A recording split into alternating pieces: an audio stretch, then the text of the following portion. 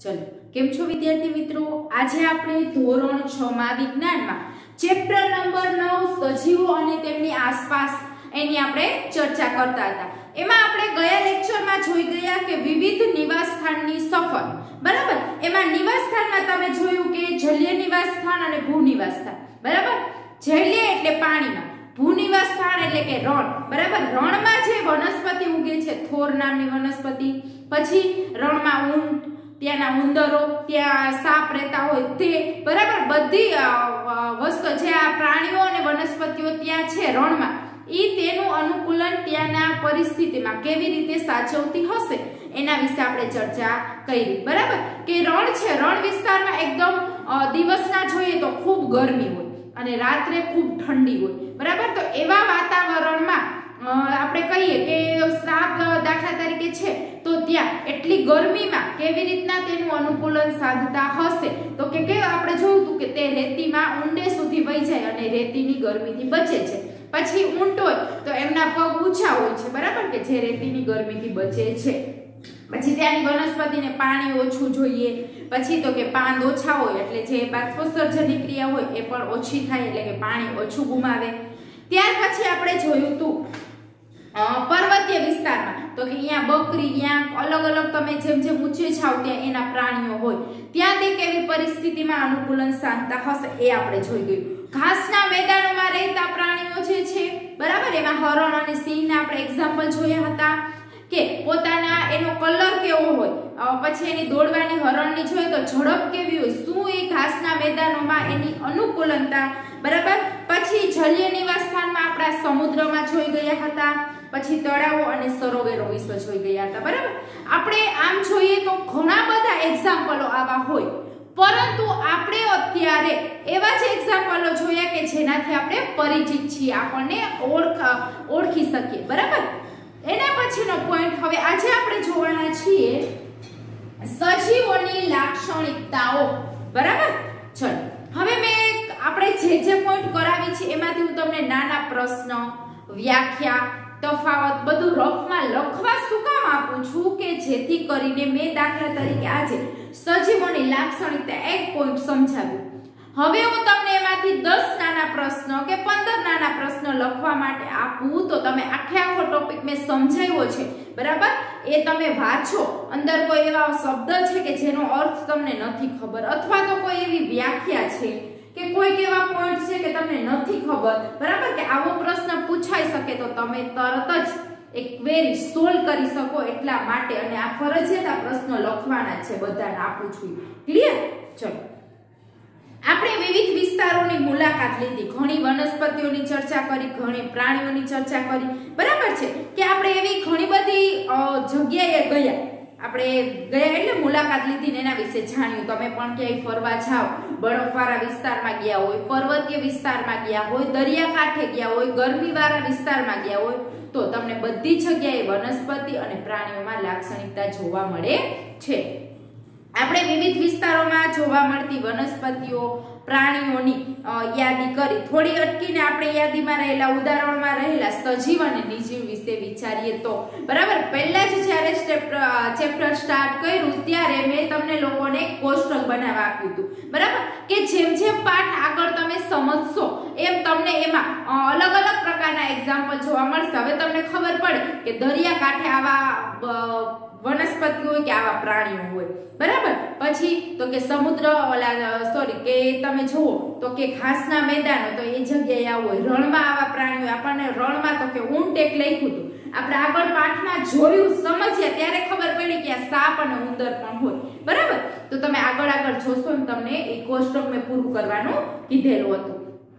તો કે હવે તમે વિચારો સજીવ અને નિર્જીવ, તો આ આપણે નાના ધોરણમાં 3જા 4થા ધોરણમાં ભણતા ત્યારે જ આવતું સજીવ કોણ છે, નિર્જીવ કોણ છે, બરાબર। ચાલો જંગલમાંથી મળી આવતા ઉદાહરણોમાં જોઈએ તો જંગલમાં શું શું હોય, વૃક્ષ હોય, વેલાઓ હોય, નાના મોટા પ્રાણીઓ, પશુઓ, સાપ, જંતુઓ, ખડકો, માટી, પાણી, હવા, સૂકા પાંદડા, બરાબર, મૃત પ્રાણીઓ, બિલાડીનો ટોપ એટલે મશરૂમ, તમે નામ સાંભળ્યું, બિલાડીનો ટોપ ઉપર ટોપ જેવું હોય ને એવી આમ, બરાબર, કે કોઈ પણ વરસાદ થયો હોય કે તમે વૃક્ષના બાજુના થડ બાજુ એવી જોઈ હશે।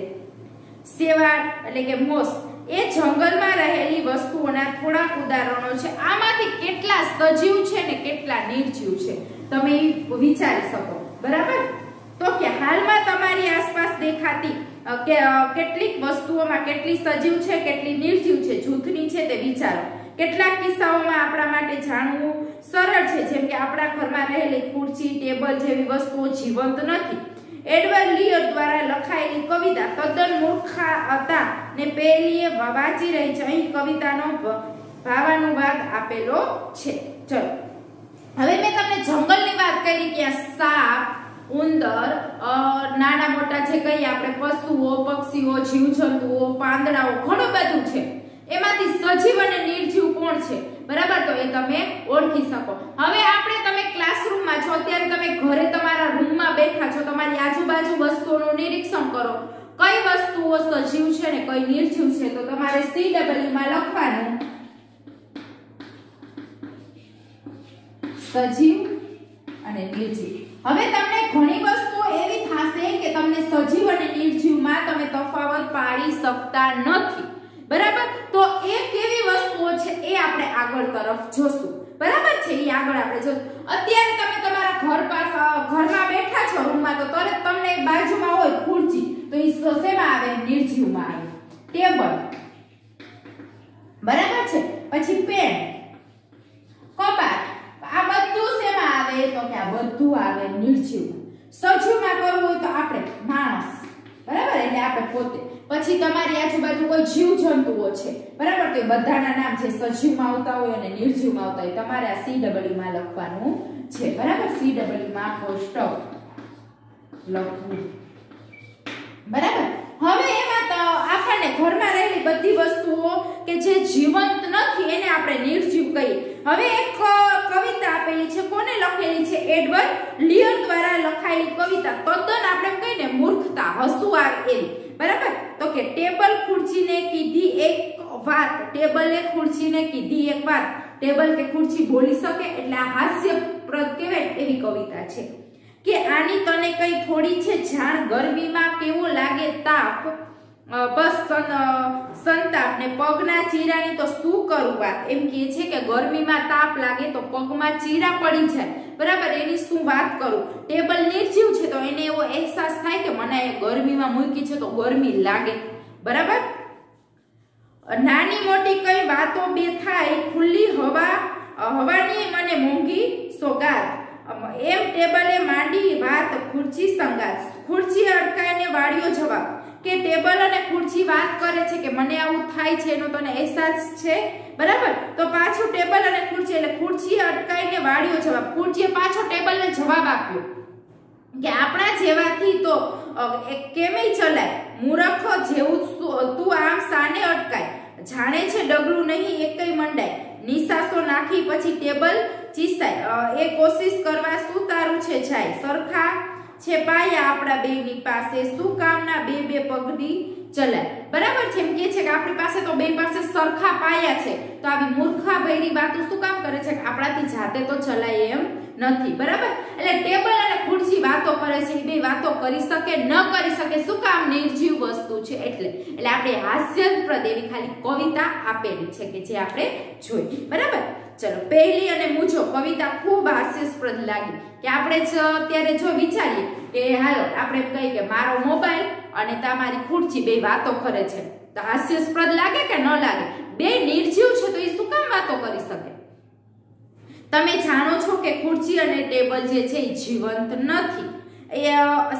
એ વાત કરી શકે, ચાલી શકે અથવા તો સામાન્ય રીતે આપણે સામનો કરતા હોય તેવી મુશ્કેલીઓનો સામનો પણ કરે. બરાબર?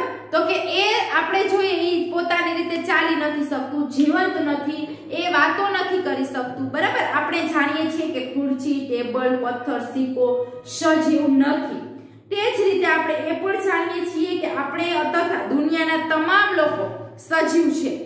આપણે આપણી આસપાસ એકદમ સજીવ હોય તેવા કૂતરા, બિલાડી, વાનરો, ખિસકોલીઓ, કીટકો, બીજા કેટલા બધા પ્રાણીઓ બધા સજીવો છે.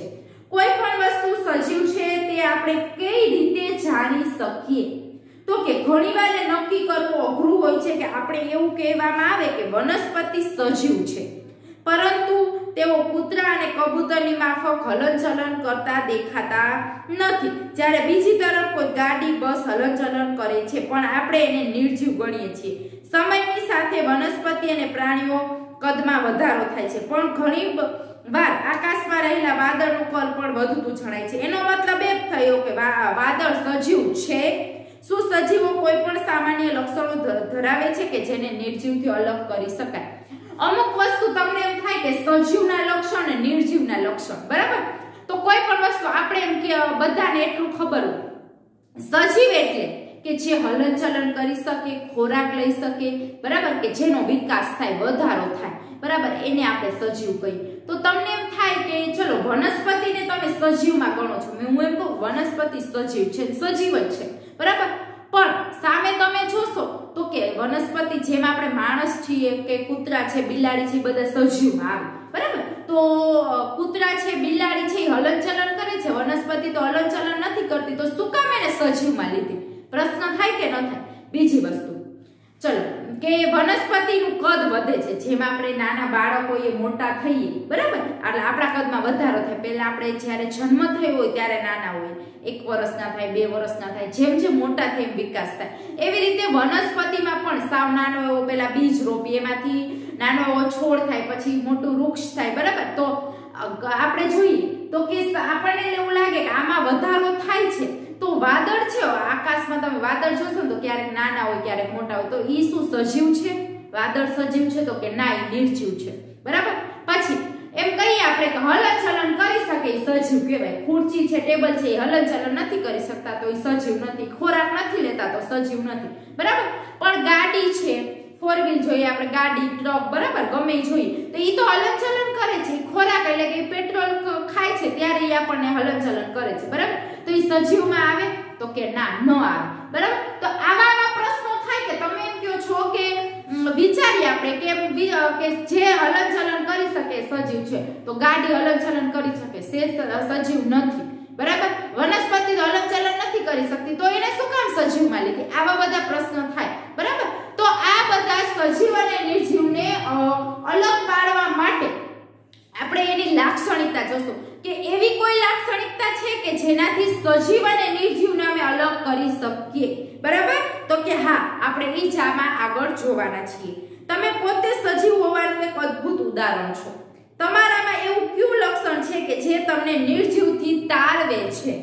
તમારી નોંધપોથીમાં આવા કેટલાક લક્ષણોની યાદી બનાવો. તમારી યાદી જુઓ, વનસ્પતિ અને પ્રાણીઓમાં પણ જોવા મળતા આ યાદીના લક્ષણોને સરખાવો, બરાબર. આમાંના કેટલાક લક્ષણો કદાચ બધા સજીવોમાં સામાન્ય રીતે જોવા મળે છે.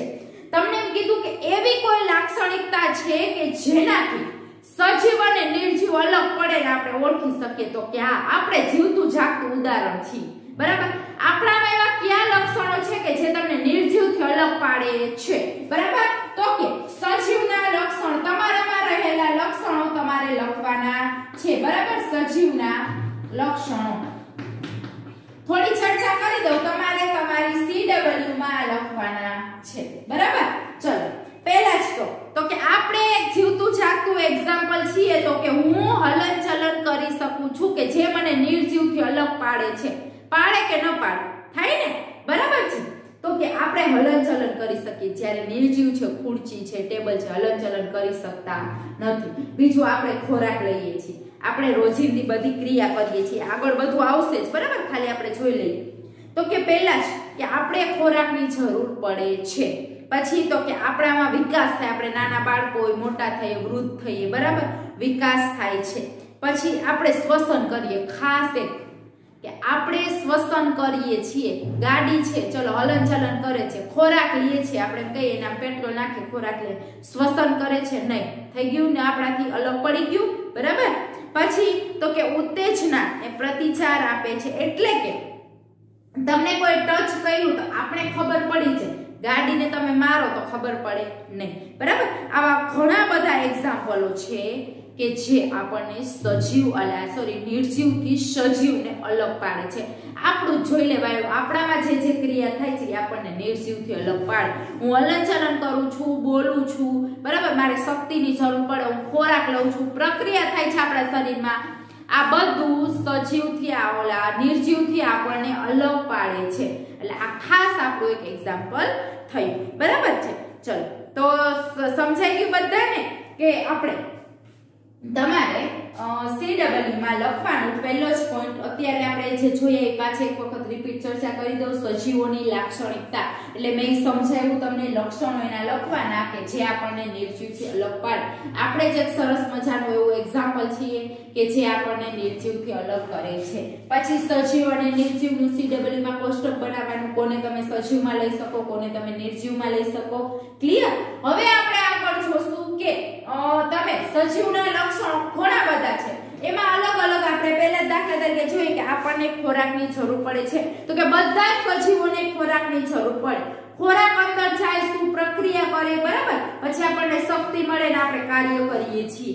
આ બધા પોઈન્ટ હવે આપણે લક્ષણો અને એમાં આપણે ડીપમાં આગળ જોશું. બરાબર? તો એની ચર્ચા આપણે પછીના લેક્ચરમાં કરશું. અત્યારે બધાને હોમવર્ક આ બે પ્રશ્ન સમજાઈ ગયા હશે. જાતે લખવાના છે CW માં જેવા આવડે એવા. બરાબર છે? એટલે તમે વિચારી તમારી રીતે લખવાના છે. ક્લિયર આટલી વસ્તુ? તો હવે પછીના લેક્ચરમાં આપણે સજીવોના લક્ષણોમાં આગળ આપણે જોશું. ક્લિયર અહીંયા સુધી? ચલો અત્યારે અહીંયા સુધી રાખીએ છીએ. Thank you.